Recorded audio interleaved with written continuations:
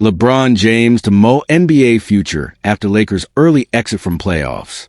The 40-year-old superstar said, "I don't know," when asked after a first-round loss to the Timberwolves how many more seasons he plans to play.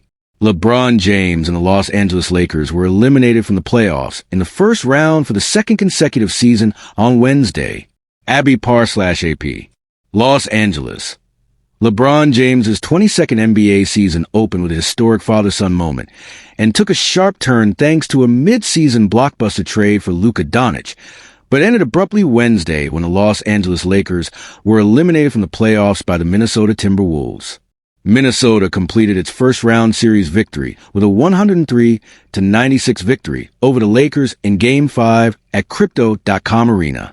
The defeat marked James' second straight first-round exit and the fourth time in the past 5 years that his Lakers have failed to advance to the conference semifinals. James finished with 22 points on 9-for-21 shooting, 7 rebounds, and 6 assists in the deciding loss.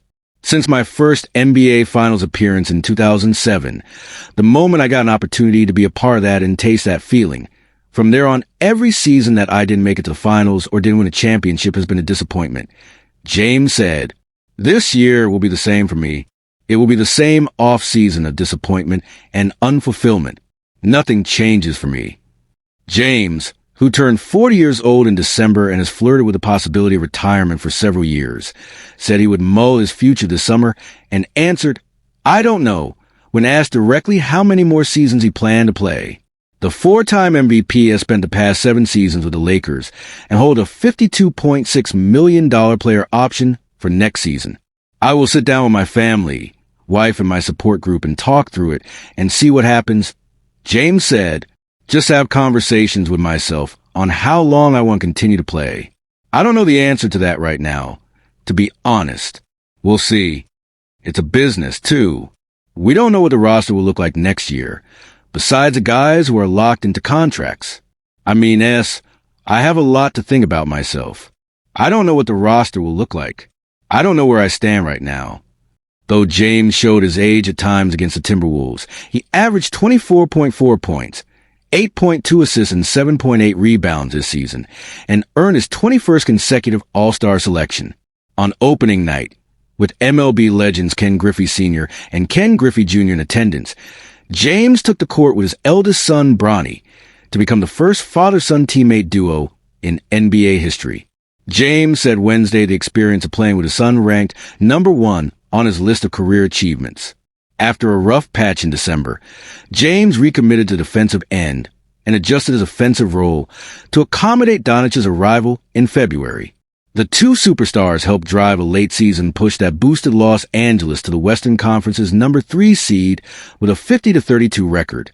But the Timberwolves' size and physicality proved to be too much for the undersized Lakers to handle.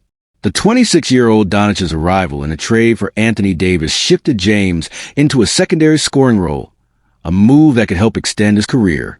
James is the NBA's all-time leader in points and minutes played, and he could surpass Robert Parrish as the all-time leader in games played next season. Doncic said he looked forward to having a full training camp in preseason to build rapport with James and Lakers guard Austin Reeves, while James noted that major midseason acquisitions are always challenging because they change the team's whole dynamic. "It's tough to get that chemistry on the court without any practices," Doncic said, bemoaning his short timeline to get acclimated to his new team before the playoffs. James averaged 25.4 points, 9.0 rebounds, and 5.6 assists in the playoffs, and turned in a spectacular 38 points showing in a Game 3 loss. But he was called on to play heavy minutes as a small ball center by Lakers coach J.J. Redick and repeatedly faded as an offensive threat in late-game situations. Nevertheless, James recognized Redick, his former podcast co-host, for having a hell of a campaign for a rookie coach, noting the added degree of difficulty that comes with leading the big-market Lakers. The swift loss of the Timberwolves made it clear the Lakers need to address the frontcourt hole created by Davis's departure, but James chose not to campaign for reinforcements. In a moment of levity after a deflating season-ending defeat, James recalled how Davis told ESPN in late January that the Lakers needed another big so that he could spend more time playing power forward. A few weeks later, the Lakers sent Davis to the Dallas Mavericks for Doncic. No comment. James quipped when asked about Los Angeles' lack of size.